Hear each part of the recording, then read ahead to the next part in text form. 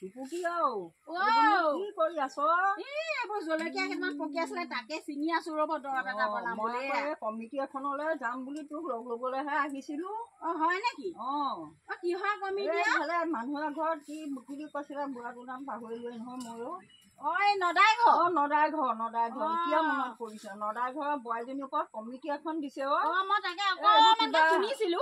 সেই কিবা মৰকীয়া প্ৰেম নহয়, পৰকীয়া প্ৰেম, পৰকীয়া মুখত নাহে। এইবোৰ যে সেই নিজৰ যে সেই ঘৈণীজনী থাকোতেও যে সেই বেলেগৰ ওচৰলৈ যায়, আকৌ সেই দুটা তিনিটা ল'ৰা ছোৱালী থকাও ইটোলে পলাই যাব, সিটোলে পলাই যাব, ইজনী পলাই যাব। সেইবোৰ পৰকীয়া প্ৰেম। বোৱাৰী লভা এইবোৰ বোৱাৰী লভা টিভিয়ে মোবাইলে এইবোৰ দেখিছে নে নাই? সেইকাৰণে এই জলকীয়া ছিঙি আনিছো।